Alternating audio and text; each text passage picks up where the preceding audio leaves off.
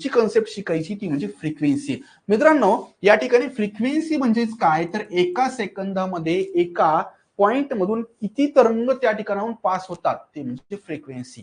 मग आता मला सांगा, जर एका वेव्हची तरंगाची लांबी कमी असेल तर त्या ठिकाणी नंबर ऑफ वेव्हज जे काही तरंग तिथून पास होणार आहेत तर त्यांची संख्या जास्त. म्हणजे तरंग लांबी कमी असेल तर फ्रिक्वेन्सी जास्त.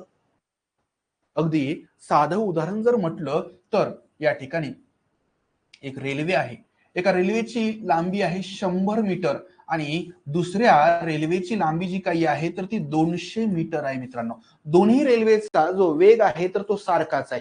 मग अशा वेळेस या स्पेसिफिक पॉइंट मधून, ठीक आहे, या स्पेसिफिक पॉइंट मधून एका सेकंदामध्ये किंवा एका स्पेसिफिक युनिट टाइम मधून त्या 100 मीटर वाल्या रेल्वे जास्त जातील का 200 मीटर वाल्या रेल्वे जास्त जातील रे?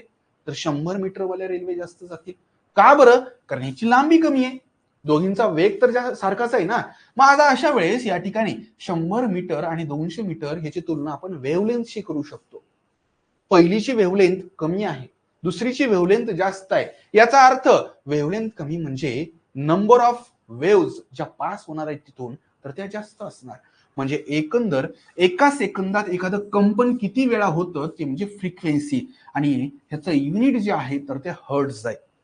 आता फ्रिक्वेन्सी जास्त जर असेल तर तो आवाज तीव्र वाटतो, श्रील वाटतो, कर्कश वाटतो आणि फ्रिक्वेन्सी कमी असेल तर तो आवाज डीप वाटतो. आता माणसाची एक ऐकण्याची क्षमता आहे मित्रांनो, यावर खूप वेळेस प्रश्न आलेला आहे, सगळ्या एक्झामला प्रश्न येऊन गेलेला आहे याच्यावर.